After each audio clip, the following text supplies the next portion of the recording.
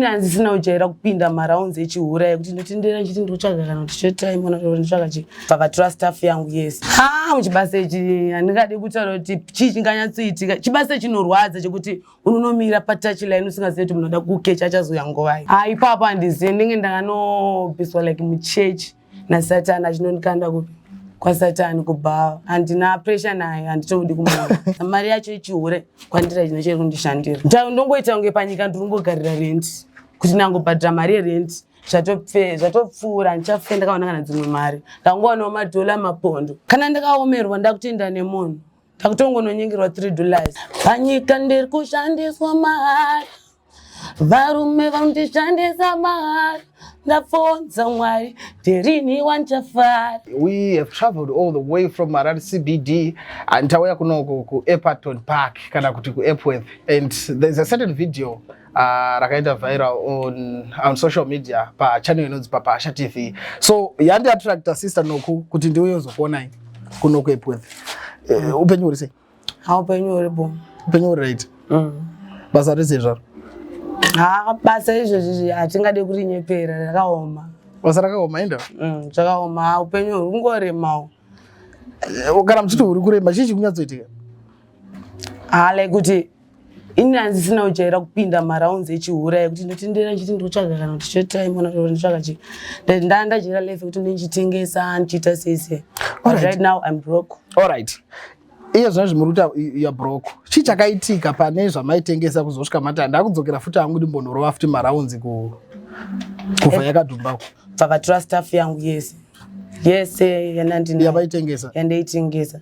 Saka zvakatorwa zvese. Zvese. Ndokutosara pazero. Ndobva ndasara pazero nandine imwe mari vandatanga futi kuhodha. Papaito umwe mufesi wangu akabatwa nematsotsi and then mari yangu yakabva yangoperera ndichimurapisa. Asa akatorohwa akakuvara zvekuto nyanga kwara.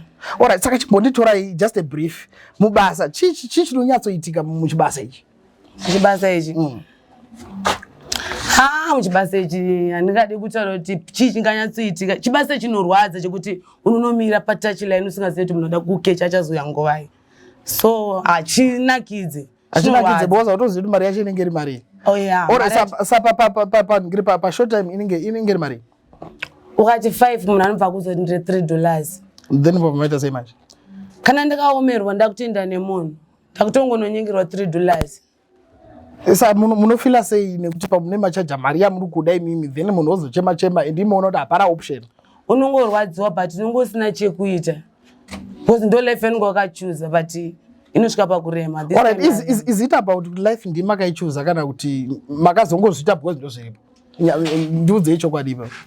Ipapo handizivi ndenge ndakanobviswa like muchechi nasatani achinondikanda kupi kwasatani kubhava but handisina shure kunge ndichienda kubhava ndetoda kutokurawo life iri normal life iri kurarama vamwe vana. Chii chakambokusvitsai panapa? Life yangu yakamira sei? Kutambudzika. Vabereki vapenyu? Mama vangu chete. Baba vasiri vapenyu? Aiwa ndivasiye. I'm sorry. Wamaziye?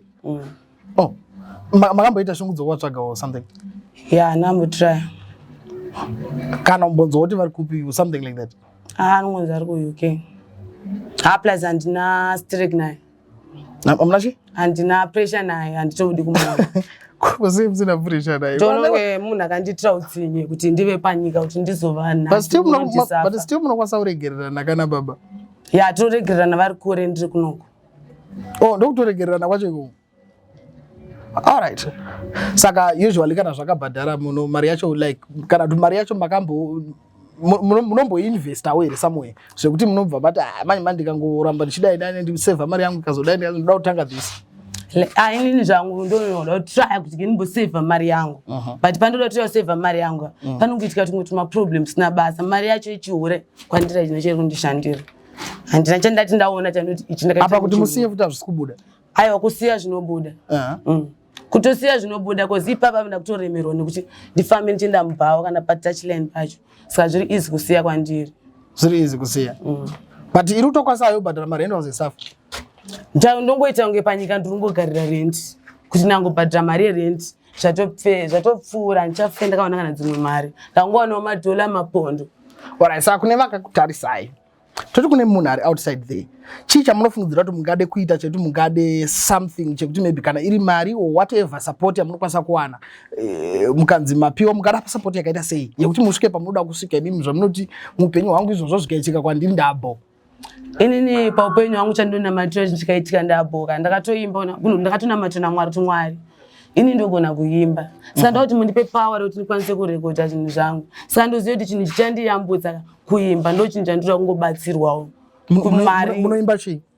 Hai ini ndoimba zvese chero chandangoimba amuna zvenre chapamwe chazosarudza kana ndakunyazonzi ndakupindawo mustudio ndakungomira neichi but right now ndokugona kuimba zvese. Mune masongs amakamboita here sister Noku? Atina muenda mustudio but ini ndongorekoda nefoni yangu kuti andikwanisi kuenda studio nesina mari yacho. Nemusina mari yacho? Saka mukapiwa mukana kana kuti naproducer izvozvi uye tomborekoda shamwari munobva madebo? Ndotouya ndingatondipa power because izvozvi ndane power ndingatombotanga chinyara but right now ndikwanisa kutomira pamberi pangu ndikwanisa kuti chii chinhu chamakaita so far muupenyu chamunoti this day handiri kanganwa isaidha rakakunakidzai stere kana kuti rakakunyadzisai kana kuti rakakubohwai? handina zuva ranyatsondifadza panyika ndipapo ndingade kunyepa nguva zhinji yangu ndeyekungochema saka ndingade kutonyepa. Handizii ndotoda kubvunza variwo vanhu vacho vanonga vachidaro kuti why vachidaro why vachindijaja but tese tichitadza handizvi. Alright, ndotoona kuti muri munhu wemagitari zvashuva muri kuraima. Aiwa Mwari akandipa mukana because zvine mukana ndakatangotorekoda kuzviimbira ndega 2021. Yeah, ndopandakanamatira chipecho kuti Mwari ada kucreata zvangu inini zvinoti ndinokutula and then ndakatanga kugonawo kucreata. Nyange zvikasafadza vanhu kana zvikafadza vanhu. Anything nice that you can play for me? Anything nice chamogona kungondiroverawo ndinyatsonzwa kuti hazvishuwa sister Noku awazondivhara pa anything. Panyika pano ndanzwa nekushandiswa mahara panyika ndiri kushandiswa mahara varume vanondishandisa mahara ndabvunza Mwari ndirini wandichafara panyika pano ndiri kushandiswa mahara pamwe ndichisungirwa mahara ini pamwe ndinotukirwa mahara ndikwire bhazi vhoti ratozara. Wow, like that. Wow. Aiwa, this is nice. Saka munogona musatongozvambura kana kutopedzera takutoteerera masongs enyu mukombi tichienda zvodikumba. Munokwanisa kuteerera kana muchindifarira kunditeerera. Handiti? Aiwa, tichadzoka futi next time tichiona kuti how best and kuti maviewers edu nevamwe vanenge vachiona vane something ezvavanokwanisa kukubatsirai nazvo. Kana vachikwanisawo zvavo vachinzodzidza.